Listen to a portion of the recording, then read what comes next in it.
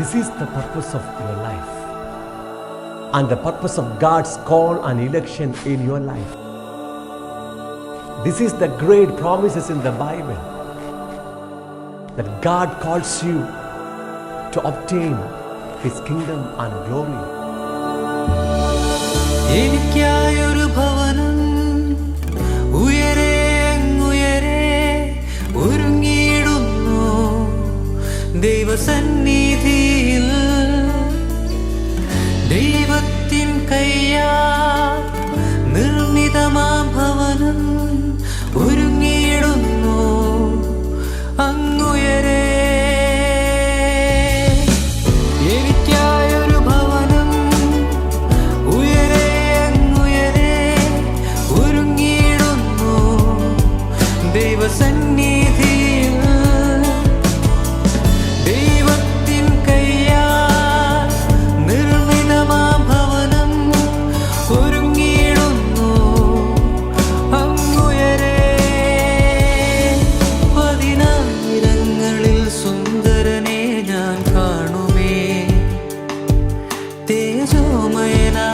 പിതാവിനെ ഞാൻ കാണുമേ, പതിനായിരങ്ങളിൽ സുന്ദരനെ ഞാൻ കാണുമേ. തേജോമയനാമൻ പിതാവിനെ ഞാൻ കാണുമേ.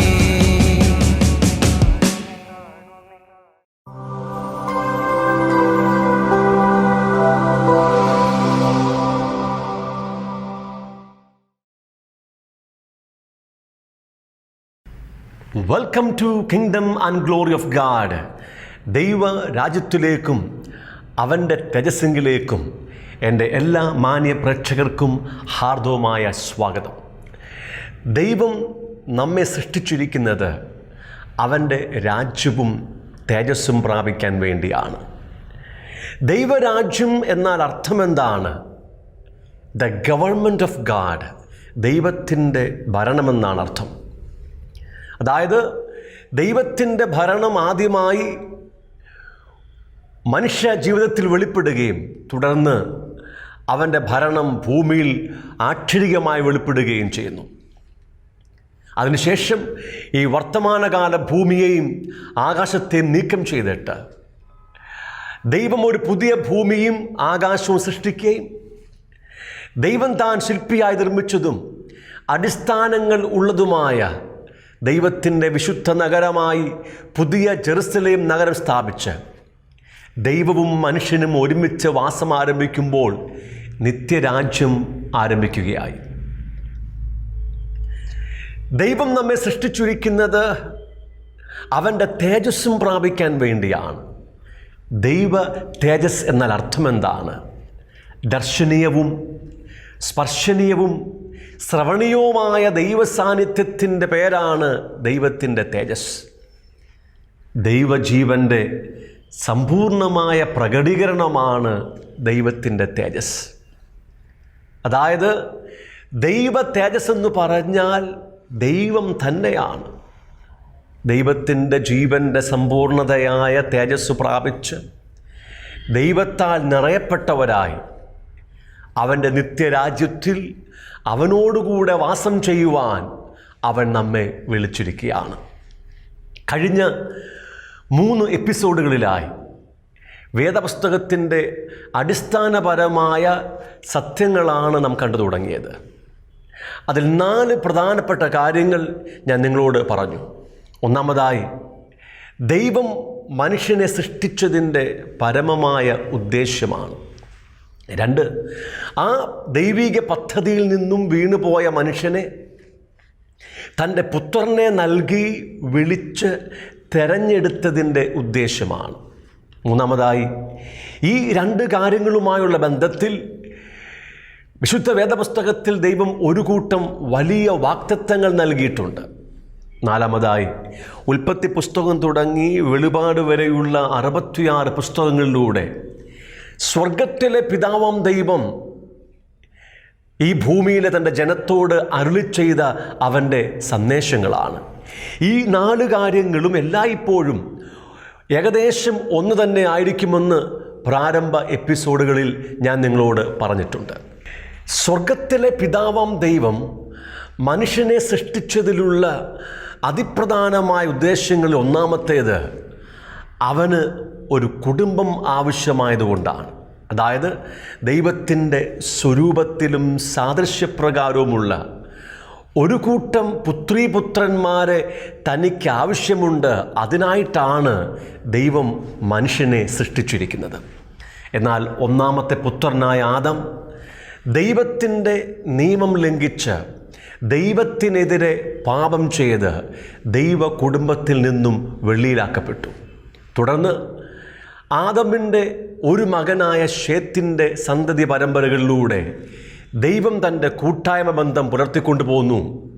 അവർ ദൈവത്തിൻ്റെ പുത്രന്മാർ എന്ന് ഉൽപ്പത്തി പുസ്തകം 6-ാം അധ്യായത്തിൽ വിളിക്കപ്പെടുന്നു. എന്നാൽ നോഹയുടെ കാലമെത്തിയപ്പോൾ ദൈവത്തിൻ്റെ പുത്രന്മാരും ഈ ലോകത്തിലുള്ള മനുഷ്യരുമായിട്ട് ഇടപഴകി ദൈവത്തിൽ നിന്നും അകന്നുപോയി പാപത്താൽ അവരും ദൈവ കുടുംബത്തിൽ നിന്നും അന്യമാക്കപ്പെട്ടു. ദൈവം നോഹയെ രക്ഷിച്ച് ആ തലമുറയെ ഒരു ജലപ്രളയത്താൽ നശിപ്പിച്ചു. തുടർന്ന് നോഹയുടെ വംശപാരമ്പര്യത്തിലൂടെ ദൈവം അബ്രഹാം എന്ന ഒരു മനുഷ്യനെ കണ്ടെത്തി. അബ്രഹാമിലൂടെ അവൻ തനിക്കു വേണ്ടി ഒരു വലിയ കുടുംബത്തെ ഈ ഭൂമിയിൽ സൃഷ്ടിച്ചെടുത്തു. അവരുടെ പേരാണ് ഇസ്രായേൽ ജനം.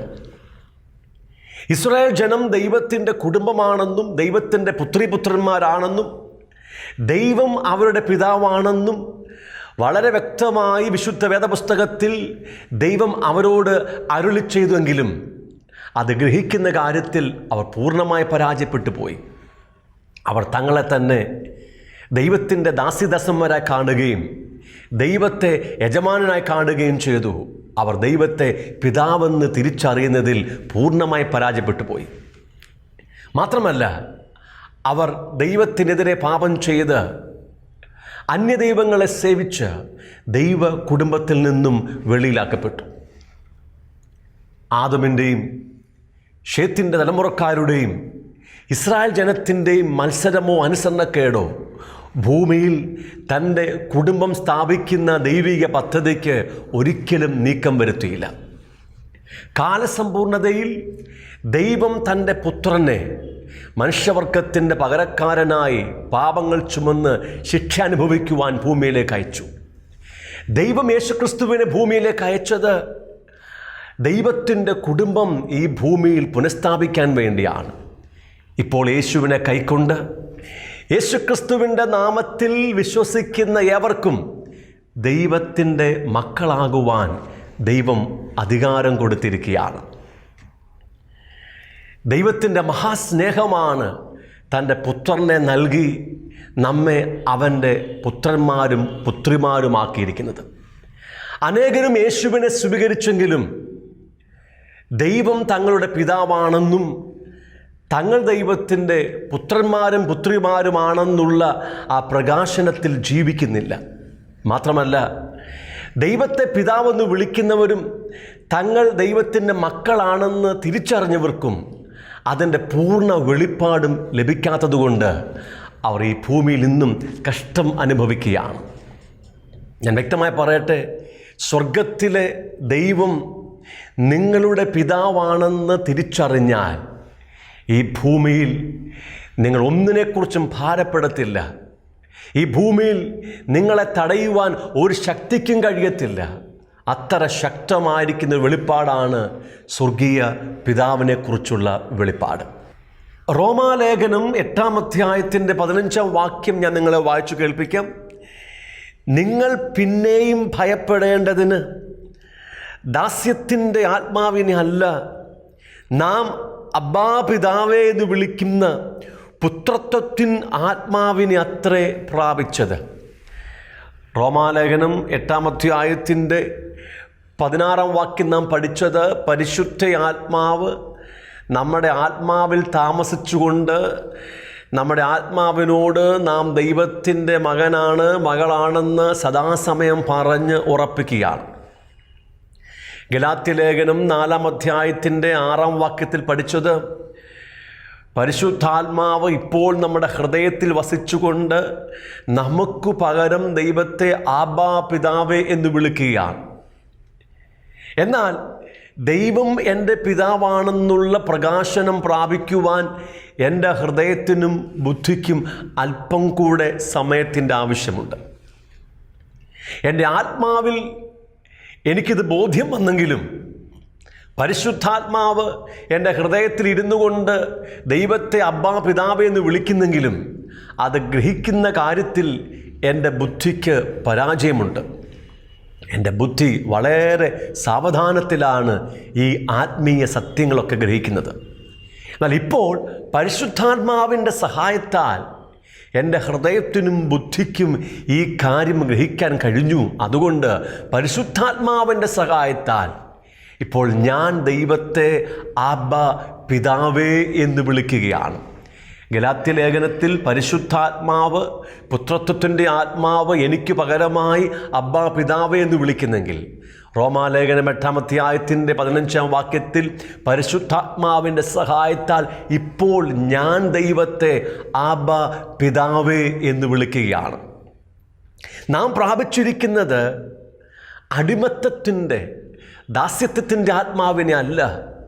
ഇനി ദൈവത്തിൻ്റെ അടുക്കൽ വരുവാൻ നീതിമാനും വിശുദ്ധനും തേജോമയനുമായിരിക്കുന്ന സ്വർഗീയ പിതാവിൻ്റെ അടുക്കൽ വരുവാൻ നമുക്ക് ഭയത്തിൻ്റെ ആവശ്യമില്ല. കാരണം പുത്രത്വത്തിൻ്റെ ആത്മാവിനെ പ്രാപിച്ച് ആ പുത്രത്വ പദവി നമുക്ക് ഉറപ്പാക്കപ്പെട്ടിരിക്കാൻ ഏത് സമയത്തും ധൈര്യത്തോടെ നമ്മളെ സ്വർഗീയ അപ്പൻ്റെ അടുക്കൽ വരുവാൻ ദൈവം നമുക്ക് കൃപ തന്നിരിക്കുകയാണ്. സ്വർഗത്തിലെ ദൈവത്തെ ആബാ എന്ന് വിളിക്കുവാൻ അവൻ്റെ പുത്രത്വത്തിൻ്റെ ആത്മാവ് നമുക്ക് സഹായം ചെയ്യുകയാണ്. ആബാ എന്നുള്ള പദം ഒരു അരാമിക് പദമാണ്. അരാമിക് ഭാഷയിൽ നിന്നാണ് ആബ എന്ന പദം വന്നിരിക്കുന്നത്. അർത്ഥം പാപ്പ, ഡാഡ, ഡാഡി എന്നൊക്കെയാണ്.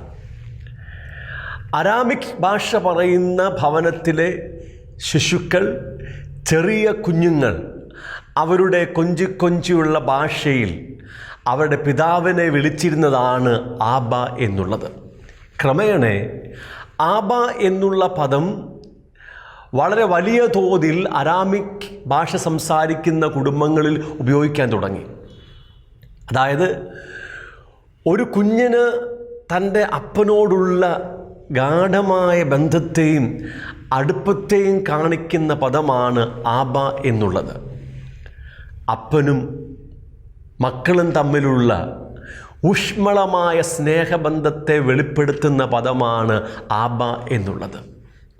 യേശു കർത്താവ് തൻ്റെ സ്വർഗീയ പിതാവിനെ എല്ലായ്പ്പോഴും ആബ എന്നാണ് അഭിസംബോധന ചെയ്തിരുന്നത്. യഹൂദന്മാർ ഒരിക്കലും പ്രാർത്ഥനയിൽ ദൈവത്തെ ആബ എന്നോ പിതാവ് എന്നോ അഭിസംബോധന ചെയ്തിരുന്നില്ല. കാരണം അവർക്ക് പുത്രത്വ പദവിയുടെ ബോധ്യമില്ലായിരുന്നു.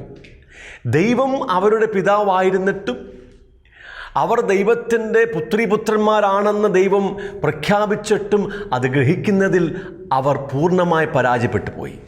എന്നാൽ യേശുവിനെ സ്വീകരിക്കുന്ന ഏത് വ്യക്തികൾക്കും ദൈവത്തെ പിതാവെന്ന് വിളിക്കുവാൻ, ആബാ പിതാവ് എന്ന് വിളിക്കുവാൻ അവൻ്റെ പരിശുദ്ധാത്മാവിനാൽ ദൈവം വലിയ കൃപ ചെയ്തിരിക്കുകയാണ്. ഇത് മനസ്സിലാകുമോ? സ്വർഗത്തിലെ പിതാവുമായി നമുക്ക് ആഴത്തിലുള്ള ബന്ധമാണ് ഈ പദത്തിലൂടെ പരിശുദ്ധാത്മാവ് നമ്മുടെ ഹൃദയത്തിൽ വെളിപ്പാടാക്കി തരുന്നത്. അനേകരുടെയും ചിന്ത ദൈവം കോപിഷ്ഠനും ക്രൂരനും ഏത് കാര്യങ്ങൾക്ക് വേണ്ടി ശിക്ഷിക്കുന്ന ഒരു ദൈവമായിട്ടാണ്. എന്നാൽ സ്നേഹവാനായ പിതാവായി ആ പിതാവിൻ്റെ ഹൃദയത്തെ സ്വർഗീയ പരിശുദ്ധാത്മാവ് നമ്മുടെ ഹൃദയത്തിൽ വെളിപ്പെടുത്തുകയാണ്. റോമാലേഖനം 8-ാം അധ്യായം 17-ാം വാക്യം പറഞ്ഞിരിക്കുന്നത്, നാം മക്കളെങ്കിലോ അവകാശികളുമാകുന്നു, ദൈവത്തിൻ്റെ അവകാശികളും ക്രിസ്തുവിന് കൂട്ടവകാശികളും തന്നെ. അതായത് ദൈവം നമ്മെ മക്കളാക്കിയത് അവൻ്റെ അവകാശികളാക്കി തീർക്കാൻ വേണ്ടിയാണ്. നാം ദൈവത്തിൻ്റെ മക്കളായി തീർന്നിരിക്കുന്നു. നമുക്ക് നമ്മുടെ പിതാവിങ്കൽ ഒരു അവകാശമുണ്ട്. വേദപുസ്തകത്തിൽ അനേക സ്ഥലങ്ങളിൽ നമുക്ക് ദൈവത്തിൽ ഒരവകാശമുണ്ടെന്ന് വചനം വ്യക്തമായി നമ്മെ പഠിപ്പിക്കുന്നുണ്ട്. ഗലാത്യ ലേഖനം 4-ാം അധ്യായത്തിൻ്റെ 6-ാം വാക്യം നാം വായിച്ചത്, പുത്രൻ്റെ ആത്മാവ് നമ്മുടെ അകത്തിരുന്നു കൊണ്ട് നമുക്ക് പകരമായി ദൈവത്തെ ആബ്ബാ പിതാവേ എന്ന് വിളിക്കുന്നു എന്നാണ്. 7-ാം വാക്യത്തിൽ, അങ്ങനെ നീ ഇനി ദാസനല്ല പുത്രനത്രേ, പുത്രനെങ്കിലോ ദൈവഹിതത്താൽ അവകാശിയുമാകുന്നു. യേശുക്രിസ്തുവിനെ സ്വീകരിച്ച് പുത്രത്വത്തിൻ്റെ ആത്മാവിനെ പ്രാപിച്ച ഒരു വ്യക്തിയും ഇനി ദാസന്മാരല്ല, പിന്നെയോ പുത്രനത്രേ. ദാസന്മാർക്ക് ആ കുടുംബത്തിൽ അവകാശമൊന്നുമില്ല, അവിടുത്തെ പിതാവിൽ അവകാശമൊന്നുമില്ല. ആ ദാസനും ഒരുപക്ഷെ ആ ഭവനത്തിൻ്റെ അധികാരിയെ അപ്പ എന്ന് വിളിക്കുമായിരിക്കാം. എങ്കിലും ആ അപ്പൻ്റെ സ്വത്തിന് ദാസന് അവകാശമൊന്നുമില്ല. ദൈവം നമ്മെ തൻ്റെ പുത്രൻ മുഖാന്തരം മക്കളാക്കി തീർത്ത് നമ്മുടെ അകത്ത് പുത്രൻ്റെ ആത്മാവിനെ പകർന്നിരിക്കുന്നത് ദൈവത്തിൽ നമുക്ക് ഒരവകാശം തരാൻ വേണ്ടിയാണ്. ആ വാക്യം വ്യക്തമാക്കുന്നത് നാം ദൈവഹിതത്താൽ അവകാശിയുമാകുന്നു എന്നാണ്. അപ്പോൾ ദൈവത്തിന് നമ്മോടുള്ള ഹിതം, നമ്മെ സൃഷ്ടിച്ചതിൻ്റെ ദൈവത്തിൻ്റെ ഹിതമെന്ന് പറഞ്ഞാൽ നമ്മെ അവൻ്റെ പുത്രീപുത്രന്മാരാക്കി നമുക്ക് ഒരവകാശം തരാൻ വേണ്ടിയാണ്.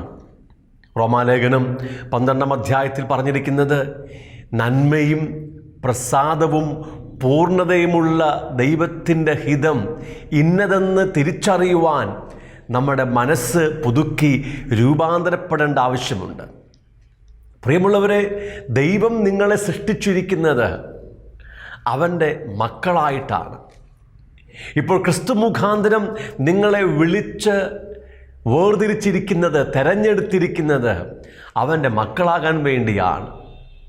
എന്തിനാ മക്കളാക്കിയിരിക്കുന്നത്?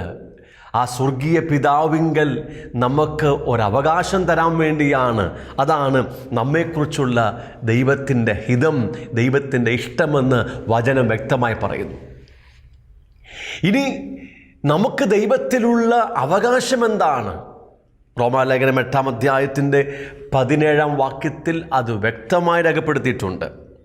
നാം മക്കളെങ്കിലോ അവകാശികളുമാകുന്നു, ദൈവത്തിൻ്റെ അവകാശികളും ക്രിസ്തുവിന് കൂട്ടവകാശികളും തന്നെ. നാം അവനോടുകൂടെ തിരസ്കരിക്കപ്പെടേണ്ടതിന് അവനോടുകൂടെ കഷ്ടം അനുഭവിച്ചാലത്രേ. ദൈവത്തിലുള്ള നമ്മുടെ അവകാശം എന്താണെന്ന് ആ വചനം വ്യക്തമാക്കുകയാണ്. ക്രിസ്തുവിനോടുകൂടെ നമുക്ക് ദൈവത്തിൽ ഒരു അവകാശമുണ്ട്. അതെന്താണ്? നാം അവനോടുകൂടെ തേജസ്കരിക്കപ്പെടേണ്ടതിന് അവനോടുകൂടെ കഷ്ടം അനുഭവിച്ചാലത്രേ. ദൈവത്തിൽ നമുക്കുള്ള അവകാശം അവൻ്റെ തേജസ്സാണ്. ദൈവത്തിൻ്റെ തേജസ് എന്നാൽ ദൈവം തന്നെയാണെന്ന് ഞാൻ മുന്നമേ നിങ്ങളോട് പറഞ്ഞിട്ടുണ്ട്. ദൈവജീവൻ്റെ സമ്പൂർണമായ പ്രകടീകരണമാണ് ദൈവത്തിൻ്റെ തേജസ്. ദർശനീയവും സ്പർശനീയവും ശ്രവണീയവുമായ ദൈവത്തിൻ്റെ സാന്നിധ്യത്തിനാണ് ദൈവത്തിൻ്റെ തേജസ് എന്ന് പറഞ്ഞിരിക്കുന്നത്. ഈ ദൈവത്തിൻ്റെ തേജസ്സാണ് ദൈവത്തിൻ്റെ മക്കളായിത്തീരുന്ന എല്ലാവരുടെയും നിത്യമായിരിക്കുന്ന അവകാശം. റോമാലേഖനം 8-ാം അധ്യായത്തിൻ്റെ 18-ാം വാക്യം അത് വീണ്ടും വ്യക്തമാക്കുകയാണ്. നമ്മിൽ വെളിപ്പെടുവാനുള്ള തേജസ് വിചാരിച്ചാൽ ഈ കാലത്തിലെ കഷ്ടങ്ങൾ സാരമില്ല എന്ന് ഞാൻ എണ്ണുന്നു. നമ്മിൽ വെളിപ്പെടാൻ പോകുന്നത്, നാം പ്രാപിക്കാൻ പോകുന്നത് സ്വർഗീയ പിതാവാം ദൈവത്തിൻ്റെ തേജസ്സാണ്. ഈ തേജസ് ഒന്ന് വിചാരിച്ചാൽ ഈ കാലത്തിലെ കഷ്ടങ്ങൾ സാരമില്ലെന്ന് ഞങ്ങൾ എണ്ണുകയാണ്. നാം യേശുവിനെ സ്വീകരിച്ചപ്പോൾ അവൻ്റെ ജീവൻ്റെ ഒരംശം, അവൻ്റെ ആത്മാവിൻ്റെ ഒരംശം, അവൻ്റെ തേജസ്സിൻ്റെ ഒരംശം നമ്മുടെ ആത്മാവിലേക്ക് ഇറങ്ങി വന്നു, നമ്മെ ദൈവത്തിൽ നിന്നും ജനിപ്പിച്ചവരാക്കി തീർത്തു. ആ പരിശുദ്ധാത്മാവിൻ്റെ സാന്നിധ്യം നമ്മുടെ ഹൃദയങ്ങളെ നിറയ്ക്കുമ്പോൾ ദൈവത്തിൻ്റെ ജീവൻ, ദൈവത്തിൻ്റെ ആത്മാവ്, ആ ആത്മാവിൻ്റെ നന്മകളൊക്കെ നാം അനുഭവിക്കാൻ തുടങ്ങുകയാണ്.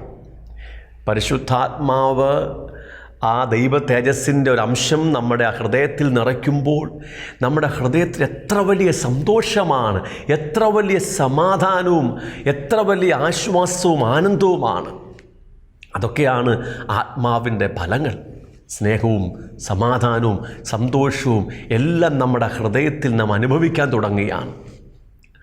ആ സന്തോഷവും സമാധാനവും ദൈവസ്നേഹവും ഒക്കെ പൂർണ്ണമായി അനുഭവിക്കാൻ കഴിയാത്തത് നമ്മുടെ ശരീരം പൂർണ്ണമായി വീണ്ടെടുക്കപ്പെടാത്തത് കൊണ്ടാണ്. നമ്മുടെ ശരീരത്തിൽ ഇന്നും പാപങ്ങളും അശുദ്ധികളും പിശാചിൻ്റെയും മരണത്തിൻ്റെയും ലോകത്തിൻ്റെയും മൂലകങ്ങളും ഒക്കെ ഉള്ളതുകൊണ്ട്, നമ്മുടെ ഹൃദയം പൂർണ്ണമായി സൗഖ്യമാകാത്തതുകൊണ്ട് നമ്മുടെ അകത്ത് വന്ന ദൈവജീവനെ, ദൈവ തേജസ്സിനെ ഇന്ന് നമുക്ക് പൂർണ്ണമായി അനുഭവിക്കാൻ കഴിയുന്നില്ല.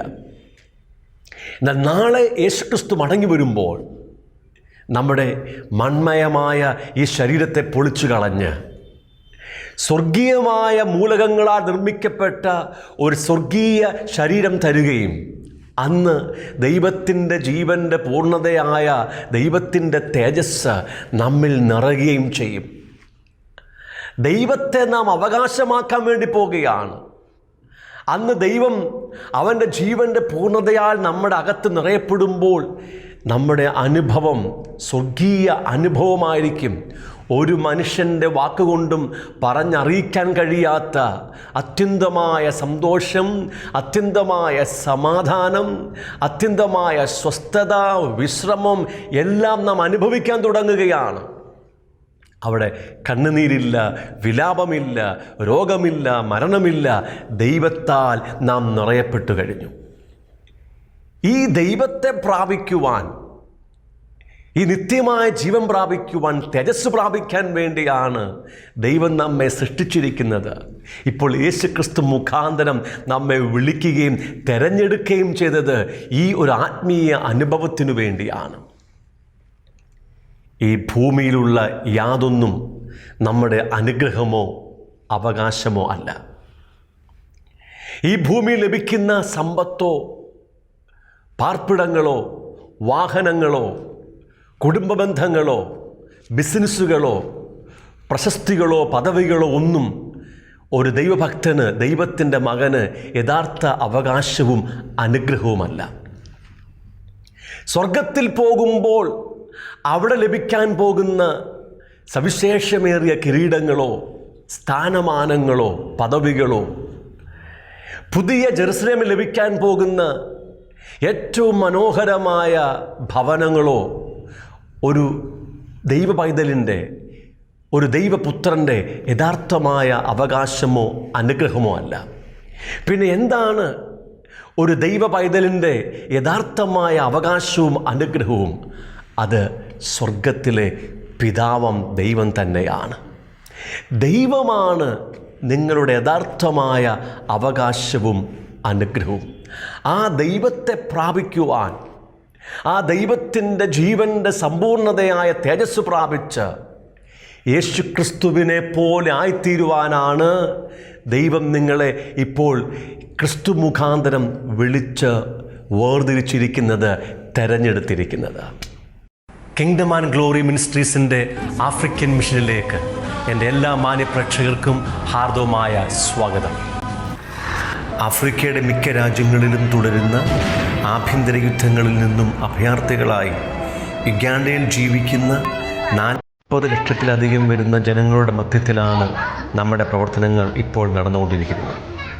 യുദ്ധത്തിൻ്റെയും ബലാത്സംഗത്തിൻ്റെയും കടുത്ത ഭീതിയിലും ആകുലതയിലും കഴിയുന്ന ഒരു കൂട്ടം ജനം ഒരു പ്ലാസ്റ്റിക് ഷീറ്റിൻ്റെ മറയിലും മൺകൂടാരങ്ങളിലും ശിഷ്ടായുസ് മുഴുവൻ അന്തി ഉറങ്ങുവാൻ വിധിക്കപ്പെട്ടവർ. ശരിയായ അളവിലുള്ള പോഷകാഹാരമോ വസ്ത്രമോ വിദ്യാഭ്യാസമോ ആധുനിക ചികിത്സാ സംവിധാനങ്ങളോ ഇവർക്ക് ഇപ്പോഴും അന്യമാണ്. വളരെ ശോചനീയമായ പരിസ്ഥിതിയിൽ കേവലം മൃഗങ്ങളെപ്പോലെ ജീവിതം തള്ളി നീക്കുവാൻ വിധിക്കപ്പെട്ട മാനസിക ശാരീരിക വൈകല്യങ്ങൾക്ക് അടിമയായവരും അനാഥരുമായ ആയിരങ്ങൾ ഇതിൻ്റെ മധ്യത്തിലുണ്ട്. ഹ്യൂമൻ ട്രാഫിക്കിംഗ്, ലൈംഗിക ചൂഷണവും നിർബാധം തുടരുന്ന ഇവിടെ മാനസിക വൈകല്യങ്ങളുള്ള കുഞ്ഞുങ്ങൾ പോലും പിച്ചിച്ചീന്തപ്പെടുന്ന ദാരുണ സംഭവങ്ങൾ വിരളമല്ല. കുട്ടികൾ ഉൾപ്പെടെ ജലത്തിനായി ദീർഘമണിക്കൂറുകൾ കാത്തു നിൽക്കുന്നത് നിത്യകാഴ്ചയാണ്.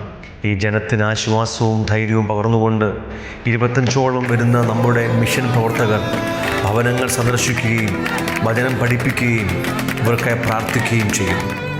ഗ്ലോറിയസ് കിഡ്സ് കാസിൽ എന്ന പേരിൽ മാനസിക വൈകല്യങ്ങൾ ഉള്ള കുഞ്ഞുങ്ങളുടെ പുനരധിവാസത്തിനായുള്ള ഒരു സ്ഥാപനവും നാം ആരംഭിച്ചിട്ടുണ്ട്. ആഫ്രിക്കയുടെ വിവിധ രാജ്യങ്ങളിലേക്ക് സുവിശേഷ ദൗത്യവുമായി മിഷണർമാരെ അയക്കുന്നതിനായി ബൈബിൾ ട്രെയിനിങ് സെൻ്ററിൻ്റെ നിർമ്മാണ പ്രവർത്തനങ്ങൾ ഇവിടെ പുരോഗമിച്ചുകൊണ്ടിരിക്കുന്നു. അനാഥരും ശാരീരിക വൈകല്യങ്ങളുമുള്ള കുഞ്ഞുങ്ങൾക്ക് വേണ്ടി ഒരു ബോർഡിംഗ് സ്കൂൾ, ഒരു കുഴൽക്കിണർ നിർമ്മാണ യൂണിറ്റ്, മൊബൈൽ മെഡിക്കൽ യൂണിറ്റ് തുടങ്ങിയവ ആരംഭിക്കുവാനുള്ള ഒരുക്കത്തിലാണ് നമ്മൾ. ഈ ദൗത്യത്തിൽ നിങ്ങൾക്കും ഞങ്ങൾക്കൊപ്പം പങ്കുചേരുവാൻ അവസരമുണ്ട്. അനാഥരും വൈകല്യങ്ങൾക്ക് അടിമകളുമായ ഒന്നോ അതിലധികമോ കുഞ്ഞുങ്ങളെ നിങ്ങൾക്ക് സ്പോൺസർ ചെയ്യുവാൻ കഴിയും. ബോർവെൽ നിർമ്മാണ യൂണിറ്റിലും മൊബൈൽ മെഡിക്കൽ യൂണിറ്റിലും നിങ്ങൾക്ക് പങ്കാളിത്തം വഹിക്കുകയോ സ്പോൺസർ ചെയ്യുകയോ ചെയ്യാം. ഒന്നോ അതിലധികമോ സുവിശേഷകന്മാരെ സപ്പോർട്ട് ചെയ്യുവാൻ നിങ്ങൾക്ക് അവസരമുണ്ട്. നിങ്ങളൊരു സ്പെഷ്യൽ എഡ്യൂക്കേറ്ററോ മെഡിക്കൽ പ്രൊഫഷനുള്ള വ്യക്തിയാണെങ്കിൽ നിങ്ങളുടെ സഹായം ഇവർക്ക് അധികം ആവശ്യമുണ്ട്. ഈ ദൗത്യങ്ങൾക്ക് വേണ്ടി പ്രാർത്ഥിക്കുവാനും ഈ സ്ഥലം സന്ദർശിക്കുവാനും നിങ്ങൾക്ക് അവസരമുണ്ട്. നിങ്ങൾക്ക് സ്വന്തമായ ഒരു മിനിസ്ട്രി ഇവിടെ ആരംഭിക്കുവാൻ ആഗ്രഹമുണ്ടെങ്കിൽ ആവശ്യമായ എല്ലാ നിയമസഹായങ്ങളും ഞങ്ങളുടെ NGO നൽകുന്നതായിരിക്കും. വാക്കുകൾക്ക് അതീതമായ ദുരന്തമുഖത്ത് ജീവിക്കുന്ന നമ്മുടെ സഹജീവികളുടെ ആശ്വാസത്തിനും ഉന്നമനത്തിനുമായി നമുക്ക് ഒരുമിച്ച് ഈ ദൗത്യത്തിൽ പങ്കുചേരാം. നഗരമതിൻ ഭവനമാ നിൻ തേജസ്സിൻ പൂർണ്ണതയിൻ അവകാശമാ